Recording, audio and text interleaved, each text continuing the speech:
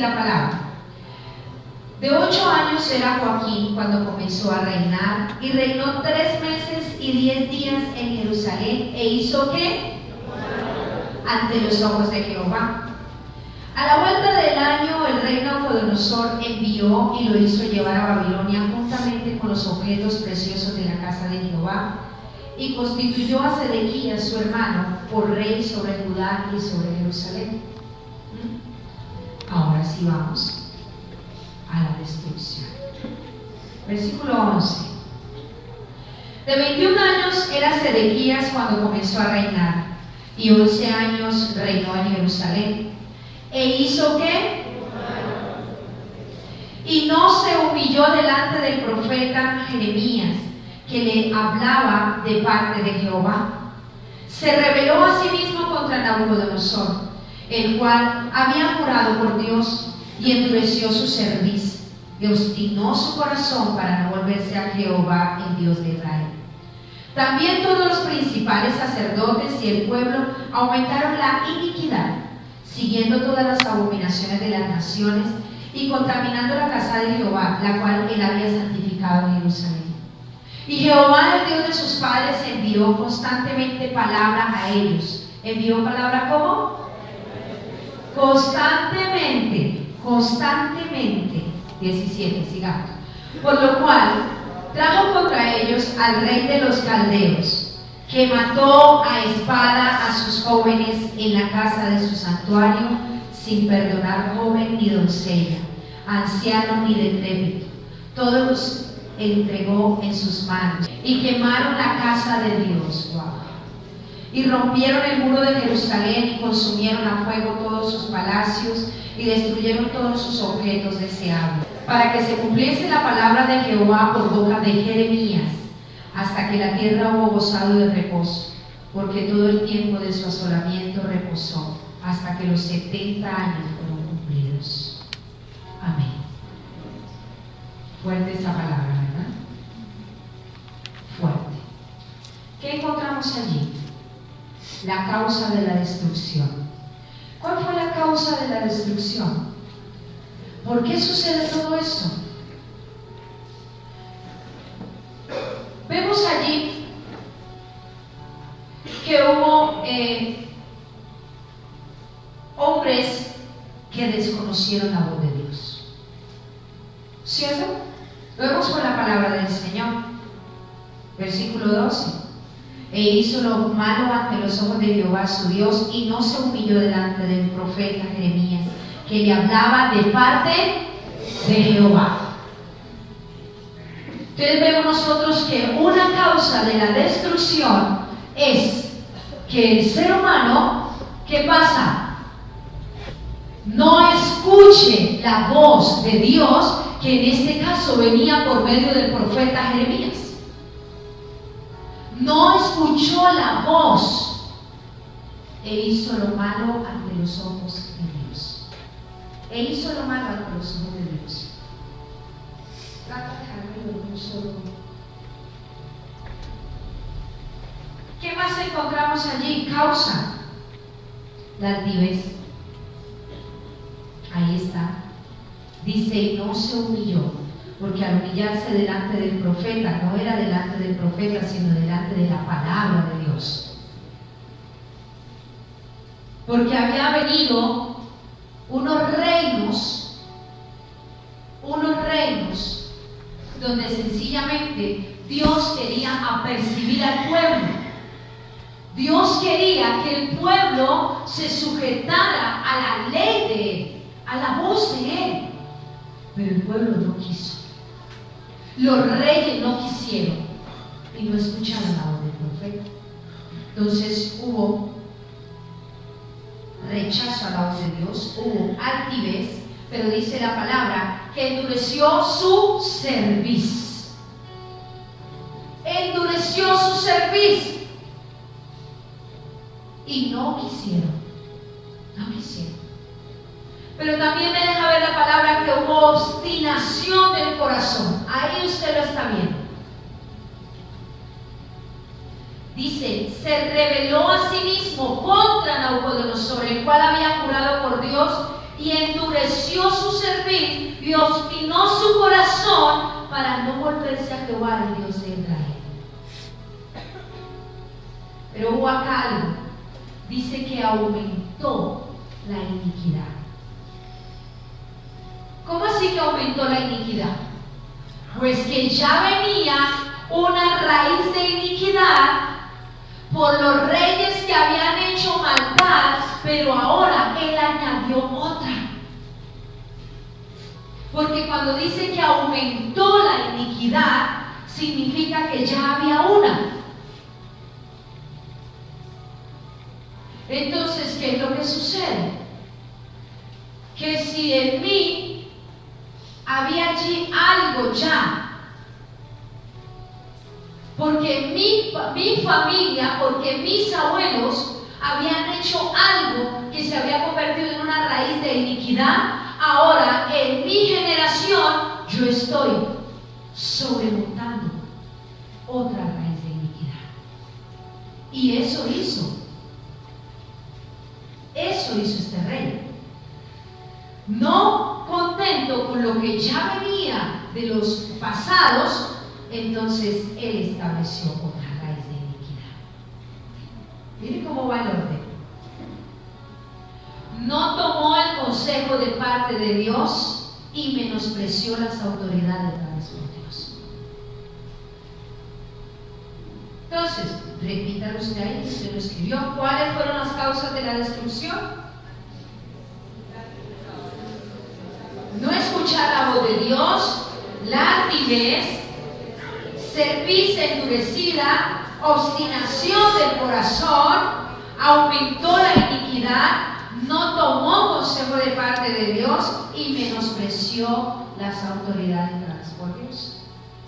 Porque Jeremías el profeta ya lo había hablado, ya lo había dicho, pero no lo tuvieron en cuenta. Voy rápido porque necesito llegar, por lo menos hoy, al segundo punto. Entonces, hay una causa, ya sabemos cuál fue la causa, ¿cierto? Ahora, ¿cuáles son las consecuencias de esta destrucción? Por ende, la primera es la destrucción en general. Pero ahí viene el versículo del 17 al 21. La consecuencia de la destrucción: nacimiento de enemigos. Entonces, por lo cual trajo contra ellos al rey de los caldeos. La primera consecuencia es que se levantan enemigos. Cuando un hombre, cuando una mujer causa, con todas las anteriores, empiezas a moverse en este tipo de cosas, entonces es ahí donde uno dice: ¿pero qué está pasando a mi alrededor? ¿Por qué me está sucediendo esto? ¿Por qué yo estoy así? Porque a causa de todo lo anterior en mi corazón vienen unas consecuencias, y es que se levantan enemigos contra nosotros.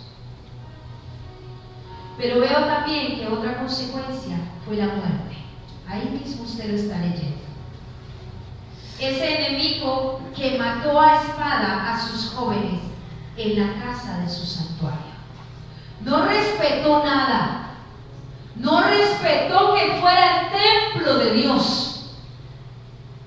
Porque cuando el enemigo se levanta, él no come de ministros. Él no ve que es pastor. Él no ve que es líder. Él no ve que es que ella se viste bonito, que es que él se viste bonito, que trae una Biblia cara. No, el enemigo no tiene eso en cuenta.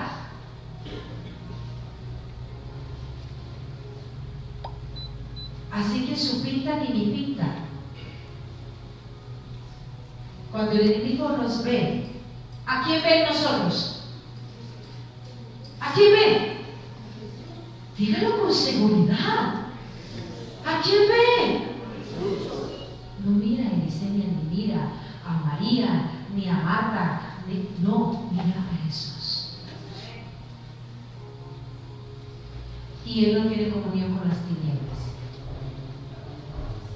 O sea que si en mí hay tinieblas, ¿qué pasa? Pues el enemigo perfectamente va a venir y va a hacer lo que bien le parece. Nacen enemigos, viene la muerte.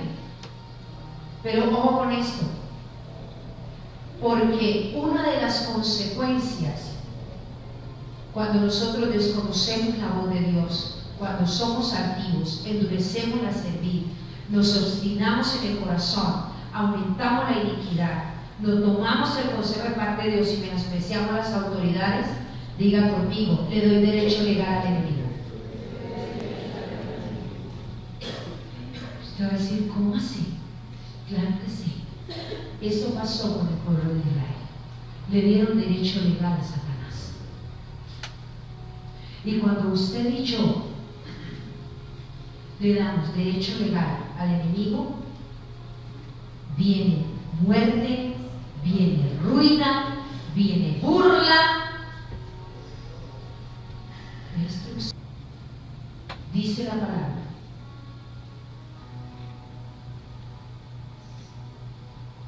En la casa del santuario dice que sin perdonar joven, ni doncella, anciano, ni decrépito, todos los entregó en sus manos. Asimismo, todos los utensilios de la casa de Dios, grandes y chicos, los tesoros de la casa de Jehová y los tesoros de la casa del rey y de los príncipes, todo lo llevó a Babilonia. Nacen enemigos, viene muerte, porque le damos derecho legal al enemigo, viene ruina, viene burla, viene venganza y viene esclavitud nuevamente. Entonces, es ahí donde vemos por la palabra de Dios que el Señor Jesucristo tenía un trabajo duro. Un trabajo duro. Porque tenía que venir a buscar y a salvar todo eso que se había perdido. Todo eso que se había perdido. Venía a buscar a aquellos a los cuales el enemigo había subido como trofeo. Venía a buscar el Señor Jesucristo a todos aquellos que un día habían sido libertados de la esclavitud, pero que ahora, debido a su desobediencia, nuevamente se habían hecho esclavos del mismo pecado. Porque eso es lo que hace el enemigo. Cuando el enemigo, usted le da derecho legal, inmediatamente él no desaprovecha ni un segundo. Se mete a su casa, se mete a su mente, se mete a su corazón y entonces vuelve y lo lleva cautivo a algo de lo cual usted y yo ya habíamos muerto. Y uno dice, pero yo ¿por qué otra vez estoy en esto? Sencillo, usted le dio derecho legal al enemigo. Usted le abrió la puerta. ¿La puerta está abierta o está cerrada? ¿Sí o no? Porque usted dice, ay, no, es que yo abrí la puerta tantico pa. Es que me acordé de eso tan chévere que yo hacía cuando estaba en el mundo. Ábrela tantico. Y el domingo voy a culto. Eso ya, eso no pasó nada. Ah. Sí, ¿cómo no? O su puerta está cerrada, no puede estar entreabierta, medio cerrada, no. Está con candado. Con candado. Porque aquí vino nuevamente la esclavitud a causa de estar abriendo y cerrando la puerta. Cierre y abra, cierre y abra. Por eso el Señor Jesucristo tenía un trabajo arduo. Entonces, causas de la destrucción, ahí, usted tiene todo escrito. Consecuencias de la destrucción, ya también lo tiene ahí, ¿listo?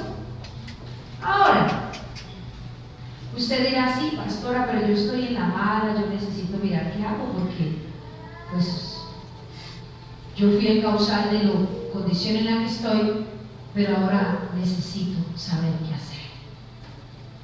Diga conmigo, orden de la reconstrucción. Dígale a su hermano, dígale, debe haber un orden para reconstruir. Debe haber una forma de reconstruir. Entonces, el pueblo entra a 70 años de esclavitud. Usted dirá, uy, no, pero uno irá a reconstruir ya cuando yo llevo 75 años de trofeo al diablo. Uy, no. 70 años de trofeo al diablo. Pues mi hermano, usted pudo evitarse eso, pero usted le abrió una puerta al enemigo, aún con el conocimiento. Vamos a ver la reconstrucción. Esdras capítulo 1. Dice la palabra del Señor entonces, después de estos 70 años de esclavitud, donde los utensilios del templo se llevaron y se usaron para cosas deshonrosas. Pero ¿qué pasa si por causa de la desobediencia de nosotros, si Dios nos ha venido hablando tantas veces, si Dios nos ha hablado por su palabra, nos ha revelado, nos ha ministrado, nos ha redarguido, el poder de Dios se ha manifestado a nosotros y no hemos querido obedecer? Ojo con eso. Pero viene algo lindo de parte de Dios. Capítulo 1. Despertó Jehová el espíritu de Ciro, rey de Persia, el cual hizo pregonar de palabra y también por escrito en todo su reino este decreto. Así ha dicho Ciro, rey de Persia: Jehová, el Dios de los cielos, me ha dado todos los reinos de la tierra y me ha mandado que le edifique una casa en Jerusalén que está en Judá. ¡Wow! ¡Espectacular! Se establece un escrito no solamente en hojas, sino de palabra, donde Dios despierta, dice la palabra del Señor, el espíritu del rey de Persia. Después de que pasan los 70 años, Dios despierta a un mismo rey para decirle: ya no habrá más esclavitud para mi pueblo. Es tiempo de reconstruir. Es tiempo en el cual yo haré cosa nueva. Me decía el Señor, cuando yo quiero reconstruir algo, yo levanto y uso a quien quiero. Uno va a decir, ¿y por qué no levantó a uno de los profetas? ¿Por qué no le despertó el espíritu a uno de los hombres que habían estado en el templo? Porque la gloria de Dios desciende con tanto poder sobre Venezuela que todos van a querer estar allí.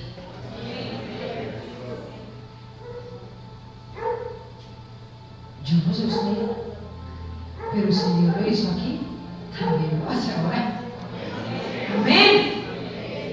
Entonces, vamos al proceso. La primera parte del proceso es levantar instrumentos sensibles a la voz de Dios. Porque ya sabemos cuál fue la causa de la destrucción, ¿cierto? La causa de la destrucción fue haber tenido los oídos tapados a la voz de Dios. Pero ahora el orden de la reconstrucción es levantar instrumentos sensibles a la voz de Dios. Diga conmigo, yo soy un instrumento sensible a la voz de Dios. Aleluya. Amén.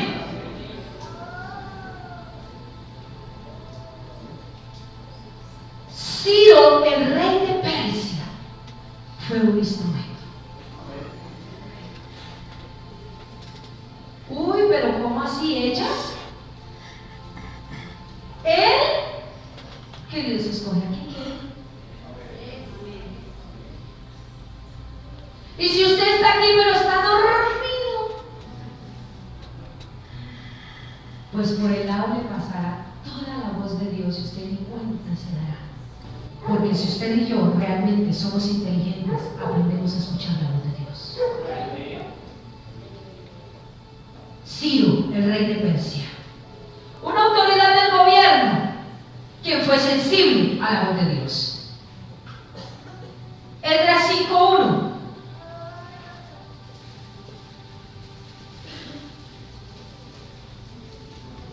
Profetizaron Ageo y Zacarías, hijo de Ido, ambos profetas, a los judíos que estaban en Judá y en Jerusalén, en el nombre del Dios de Israel, quien estaba sobre ellos.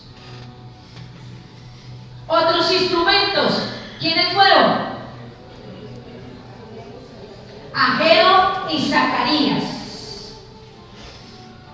Ageo y Zacarías.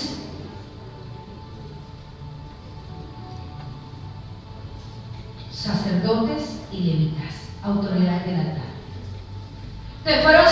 Fue sensible una autoridad del gobierno, fue sensible una autoridad del altar.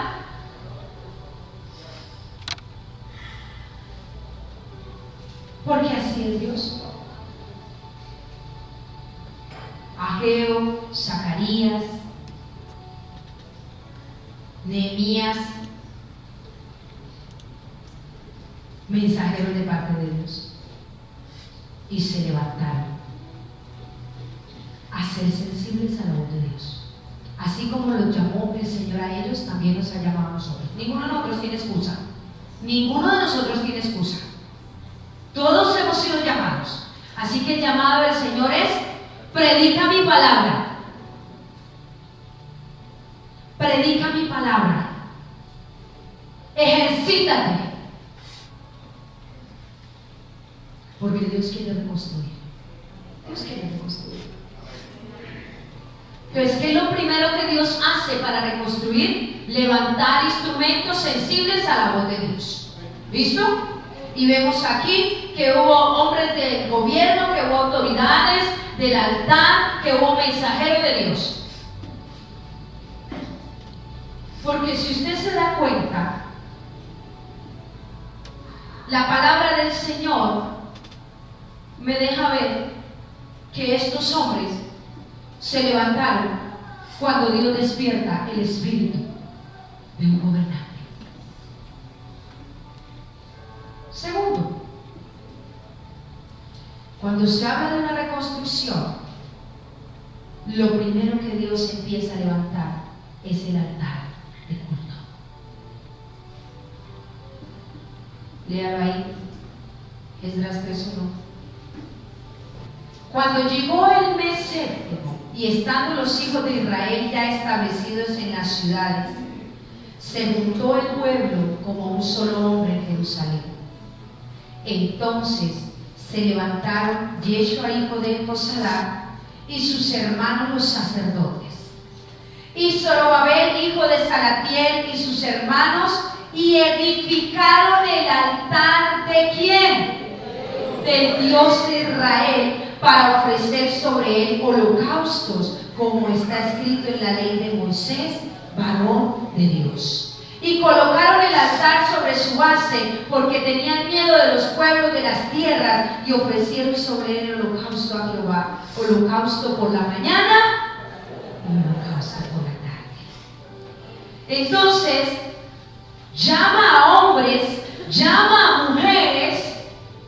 Somos sensibles a su voz, pero ahora hay algo sobrenatural, y es que dice: lo primero que yo quiero que tú hagas es que levantes altar para mí. Porque no habrá reconstrucción de hogar sin un altar familiar.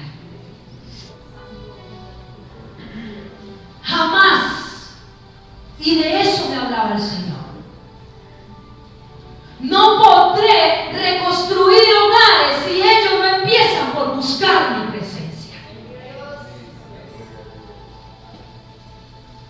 Porque en el altar de un hogar debe haber adoración, sacrificio, pero de continuo.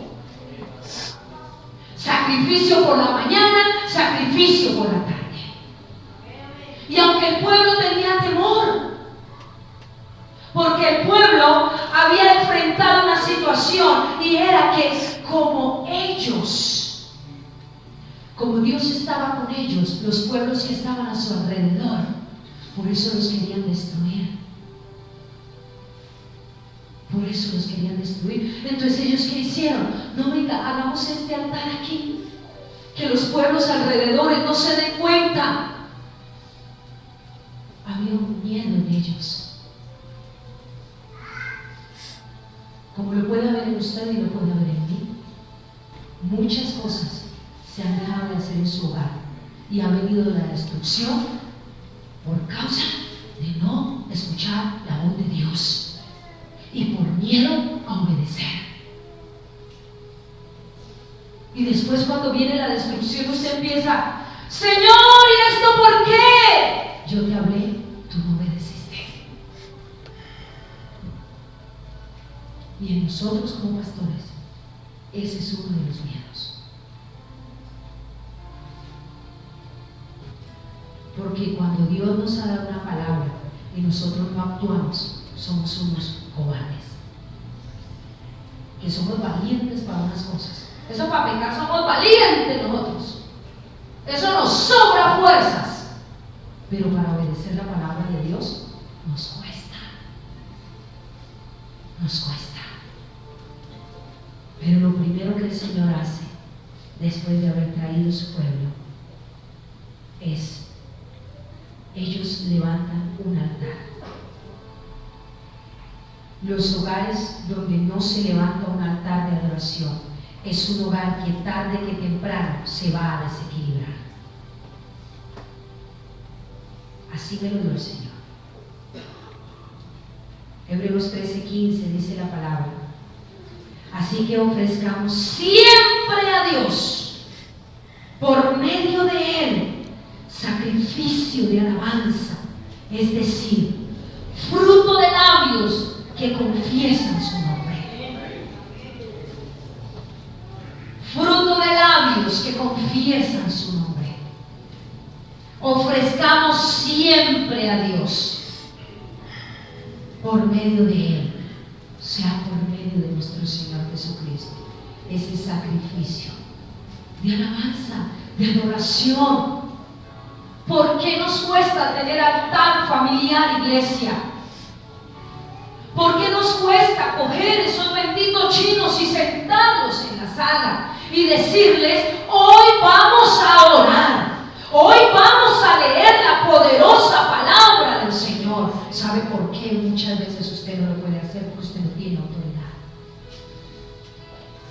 Sencillo. Si usted es una mamá o un papá que vive dando mal testimonio en su casa, ¿con qué autoridad le va a decir a sus hijos: venga papito, yo hoy le voy a compartir el devocional?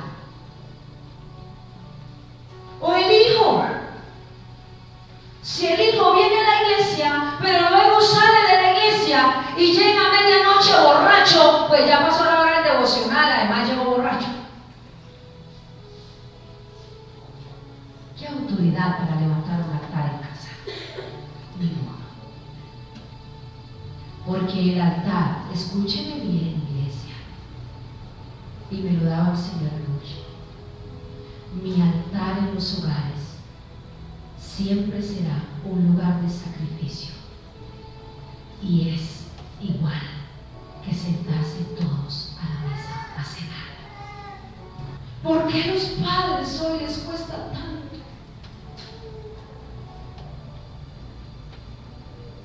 Levantar un altar familiar. Y creemos que nuestro hogar se va a sostener saliendo los domingos a almorzar.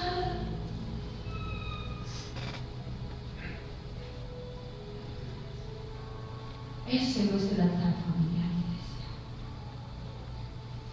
El altar familiar es de sacrificio.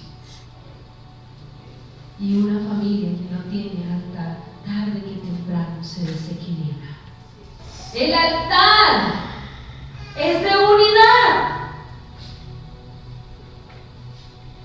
El altar, se lo va a leer así, como el Señor me lo dio. Cuando hay altar familiar,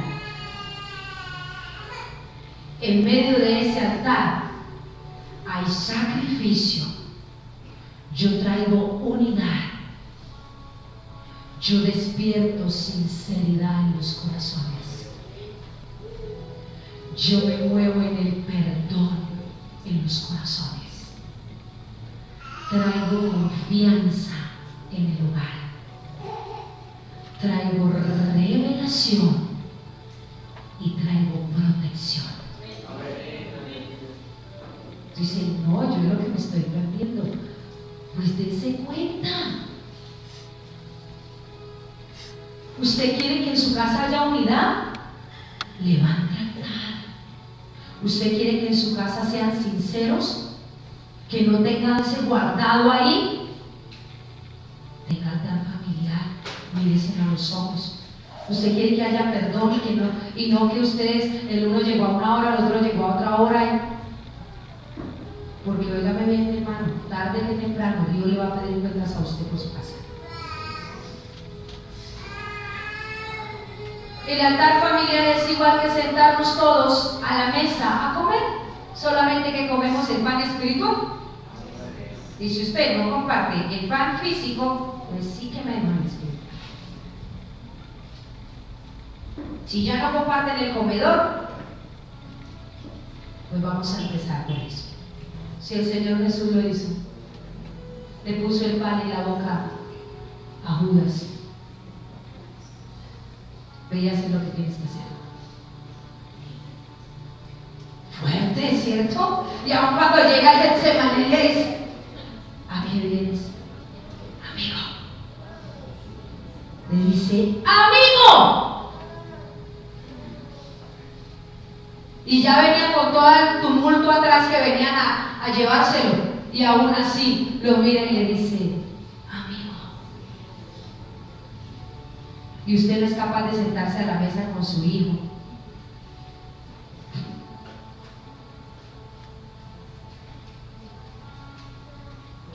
¿Por qué? Eso no viene de Dios. La división viene de Satanás. Pero Cristo vino para salvar lo que se había perdido. Tercero, viene la colocación de los cimientos. Entonces, se levanta el altar.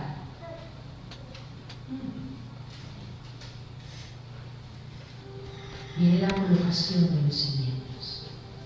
3:6, Esdras 3:6. Desde el primer día del mes séptimo comenzaron a ofrecer holocaustos a Jehová. Pero los cimientos del templo de Jehová no se habían echado todavía. Y en el 8,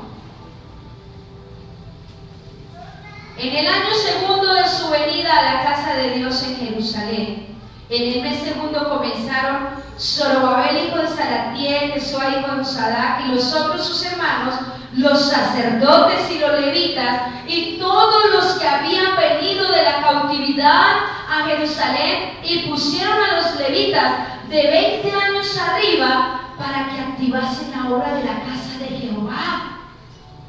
Jesúa también, sus hijos y sus hermanos, Cadmiel y sus hijos de Judá, como un solo hombre, asistían para activar a los que hacían la obra en la casa de Dios, junto a los hijos de Nadab y sus hijos y sus hermanos levitas. Y cantaban y alabando y dando gracias a Jehová y diciendo, porque Él es bueno, porque para siempre es su misericordia sobre Israel. Y todo el pueblo aclamaba a gran júbilo, alabando a Jehová, porque echaban ¿qué? De la casa de Jehová.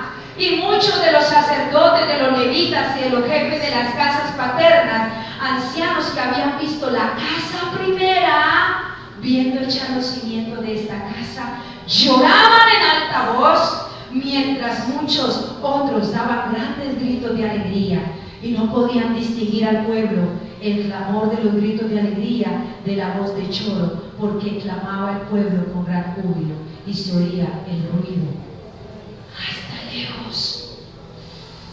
¡Santo Dios! Están echando los cimientos. Y se reúnen levitas, sacerdotes, el ujier, el diácono, el que administraba las ofrendas, el que manejaba la cafetería, y todos estaban echando los cimientos. Y no sabían si lloraban o gritaban, pero eso había una gritería que se escuchaba a lo lejos. Pues claro, si después de 70 años de haber sido esclavos, porque habían tenido el primer templo, porque lo habían tenido todo, porque habían ministrado, y de repente a causa de la desobediencia vienen y es quemado todo y se llevan los instrumentos y sacan todo a volar, y ahora Dios les permite echar nuevamente los cimientos del templo. Dios le permite ahora nuevamente levantarse para la gloria de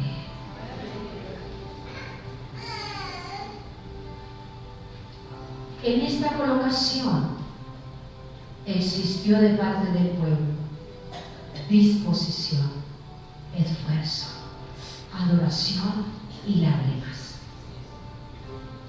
porque los cimientos no se echan fáciles. Y si usted cree que los cimientos los echa acá viniendo cada 8 días a culto, se equivocó. Porque si usted no está levantando altar en su casa, no va a tener la suficiente pasión, el suficiente discernimiento para poder echar los cimientos.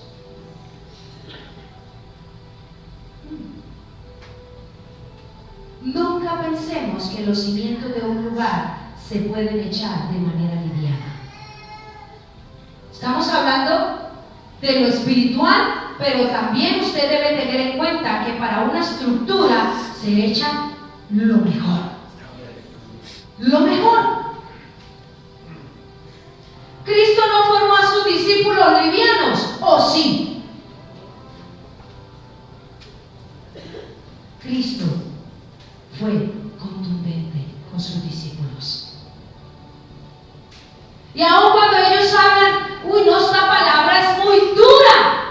Sí, pues si ustedes quieren ir, también se pueden. El Señor no se ponía en el que, ay, qué bonito, cuchito. Venga, papito, chito, mi amor, no le gusta, bueno, mi amor, tantito.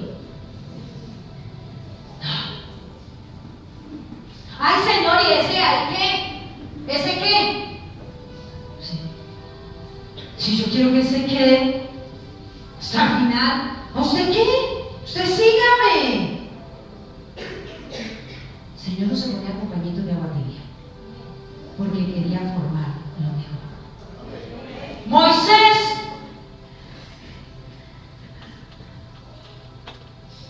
Josué, ¿cómo quedó? Fuerte, fuerte, valiente, aún sabiendo que era un joven y que quien había dejado el legado a él había sido un hombre que, por favor, pero aún así él tuvo la valentía de tomar la antorcha y seguir, porque había sido muy bien formado. Pablo no se formó de manera liviana.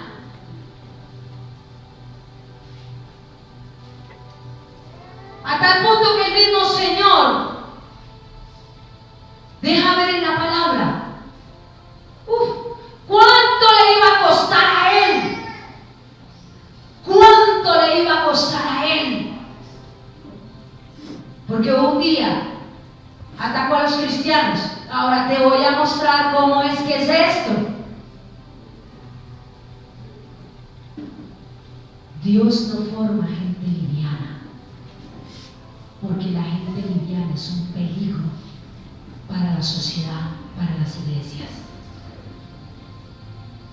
Para el Evangelio es un peligro la gente liviana. Juan el Bautista no se fundamentó de manera liviana. Si lo hubiera hecho, lo hubiera muerto decapitado. Lucas 6, 47 al 49. Todo el que viene a mí y oye mis palabras y las pone en práctica, os mostraré a quién es semejante. Es semejante a un hombre que al edificar su casa cavó, hondó y echó cimientos sobre la roca. Y cuando vino una inundación, el torrente dio con fuerza contra aquella casa,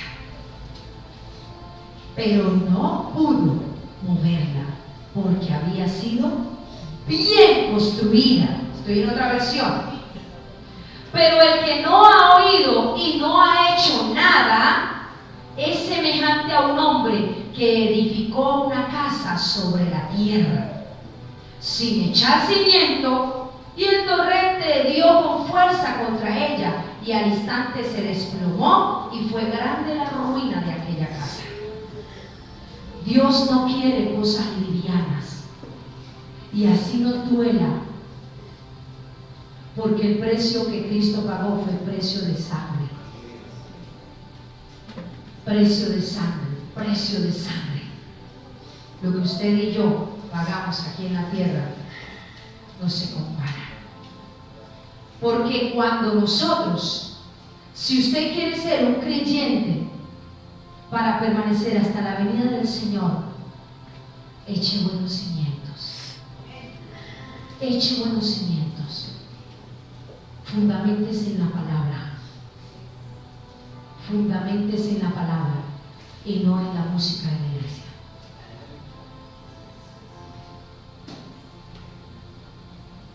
Fundaméntese en la palabra y no en el piso de la iglesia, ni en las luces. Porque si eso es así, hermano, usted puede haber hecho lo mismo que hizo Judas: caminar con Jesús, recibir mucho pan en la boca, pero cuando usted salga allí, lo vomita como los pingüinos. Y va a seguir siendo el mismo. Miserable sin Cristo. Cuando usted y yo queremos construir sobre cimientos fuertes, que es la palabra de Dios, cimente su vida sobre la palabra, sobre la oración, sobre el ayuno. Cimente su vida de esa forma, y así usted y yo seremos hombres y mujeres firmes hasta la venida del Señor. Ahora, cuando usted quiere hacer eso, siempre habrá enemigos que van a tratar de hacerlo retroceder del propósito. Y van a empezar a decirle: es usted legalista, panderetero, lambeladrillo. Le van a decir todo eso. Pero tengan en cuenta que no viene de Dios sino de Satanás. Esdras 4:21.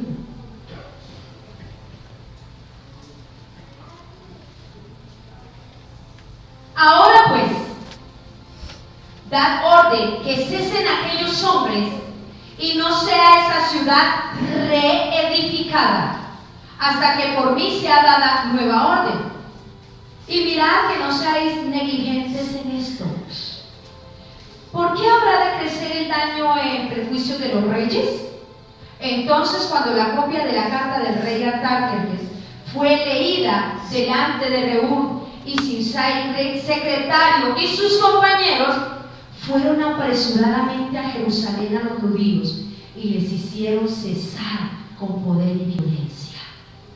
Entonces cesó la obra de la casa de Dios que estaba en Jerusalén y quedó suspendida hasta el año segundo del reinado del rey Darío, rey de Persia.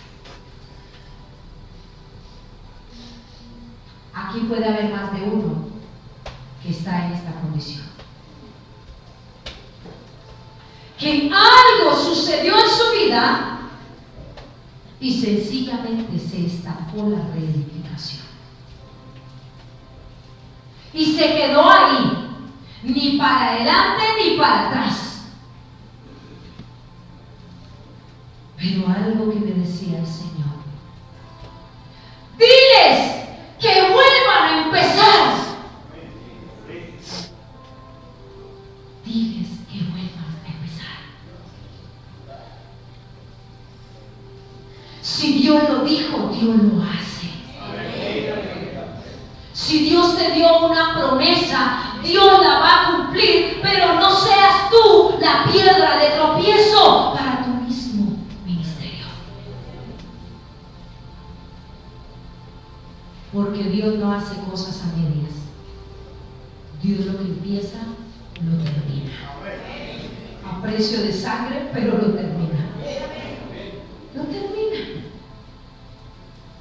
Entonces, se levantaron los enemigos, se levantó una circunstancia, pero eso fue temporal, porque luego vino el rompimiento. Cuarto,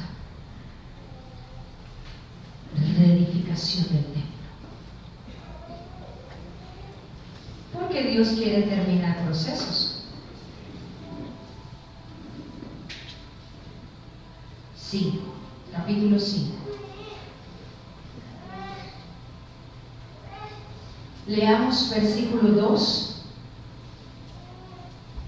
Entonces se levantaron Zorobabel, hijo de Salatiel, Jesúa, hijo de Josadá, y comenzaron a reedificar la casa de Dios que estaba en Jerusalén, y con ellos los profetas de Dios que les ayudaban. En aquel tiempo vino a ellos Danaí, gobernador del otro lado del río, y Setar-Bosnaí y sus compañeros, y les dijeron así: ¿quién os ha dado orden para edificar esta casa y levantar estos muros? Ellos también preguntaron: ¿cuáles son los nombres de los hombres que hacen este edificio? Me encanta que sigue. Mas los ojos de Dios estaban sobre los ancianos de los judíos, y no les recibieron, no les hicieron cesar hasta que el asunto fuese llevado a Darío, y entonces respondieron por carta sobre esto. ¿Quiénes estaban construyendo? ¿Quiénes estaban ahí pendientes de la obra? Los ancianos. Los ancianos y los profetas ayudaban. Los profetas ayudaban. Porque para reconstruir templo en mi casa, para reconstruir este templo, para reconstruir un templo como este, no solamente se necesita la fuerza, sino la sabiduría. La sabiduría. Pero si la sabiduría está todavía como trofeo de Satanás, Dios nos guarde y tenga misericordia de nosotros. Dios quiere terminar procesos. La reedificación del templo necesita sabiduría y fuerza. Sabiduría y fuerza. Yo no puedo ser un templo andante sin sabiduría o sin fuerza. Los dos deben estar unidos. Quinto, confesión y arrepentimiento. Me encanta. ¿Listo? Echamos todo, tenemos altar, cimientos, de todo hay a nuestro alrededor. pero había algo guardado. Porque cuando nosotros hacemos el proceso completo, Dios saca la luz. Dios saca la luz. Porque poderoso es mi Dios. Poderoso es. En los 70 años de esclavitud resulta que pasó y aconteció que los hombres, ¡ay, la chica está linda! Y eran de los pueblos paganos. Y resulta que vienen y se mezclan. Y entonces está el hombre israelita con la mujer que sacrificaba a sus hijos a Moloch,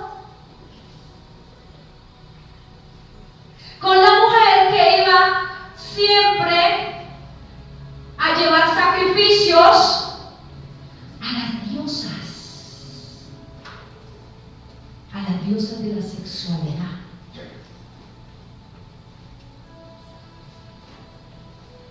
Capítulo 9. No alcanzamos a entrar al otro libro. Capítulo 9, versículo 1.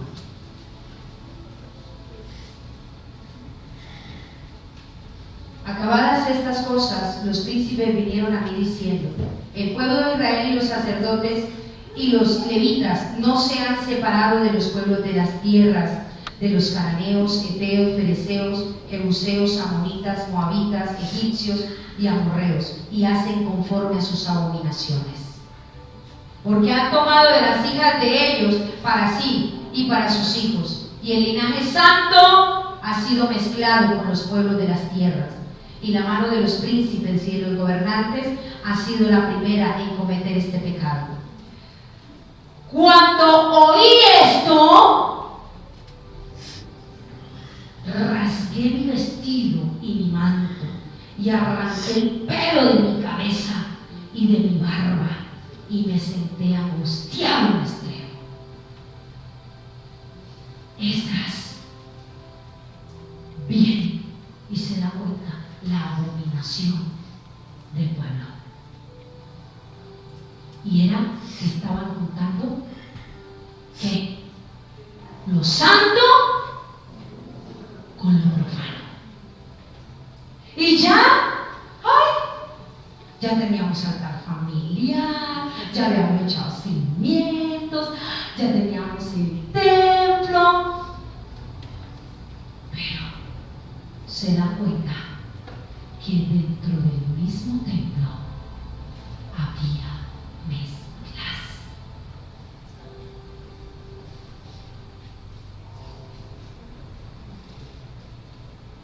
Con los pueblos paganos.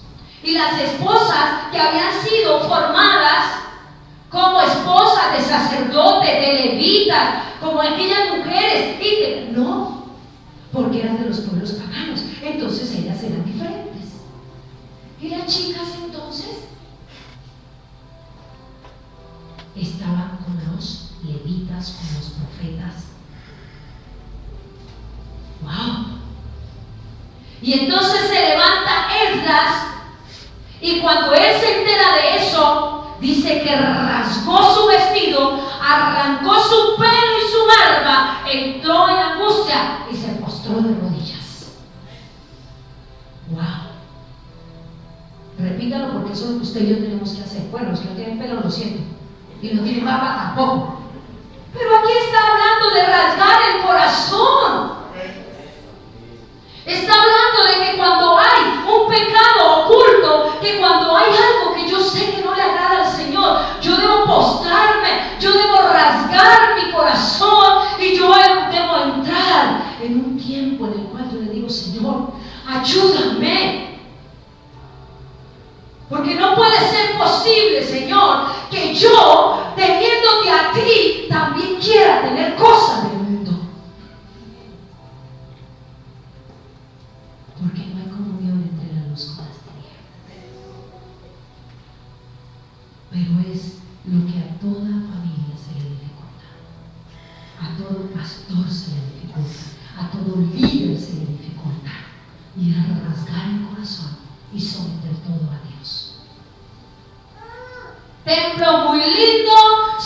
vestimentos muy lindos, corbatas muy lindas, pero ahí estaba la mezcla guardada. Y dejo hasta ahí.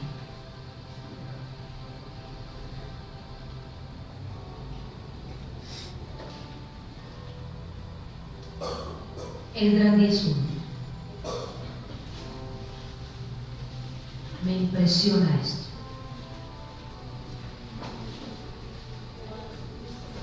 Esdras 10:1. Porque aquí no solamente Esdras rasga y arranca su barba, que era el lujo de ellos, sino que Esdras reconoce delante de Dios.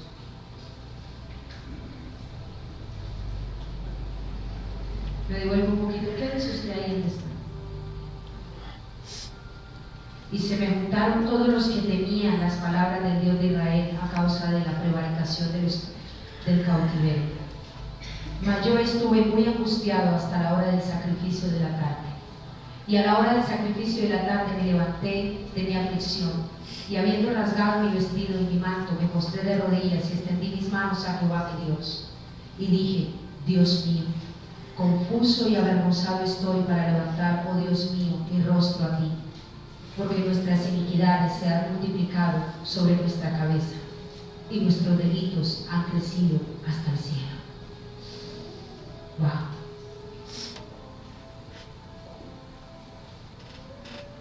Así nos duela, necesitamos arrancar de nuestra vida. Esdras 10:1. Mientras oraba Esdras y hacía confesión, llorando y postrándose delante de la casa de Dios, se juntó a él muy grande multitud de Israel, hombres y mujeres y niños, y lloraba el pueblo amargamente. Si mi hijo había nacido de uno del pueblo pagano, si el varón, teniendo su esposa, era 70 años, teniendo su esposa con sus 3 niños, y de repente viene el profeta y dice: me hace el favor y va y deja a esa mujer con esos niños a su pueblo. Yo me muero.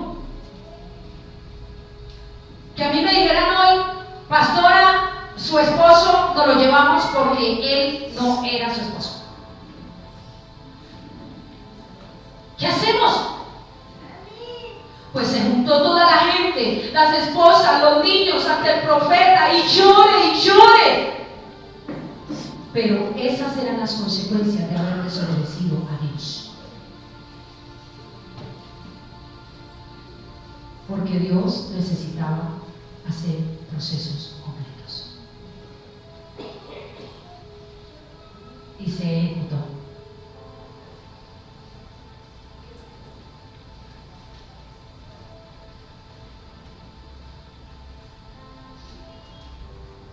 Estamos en el capítulo 10.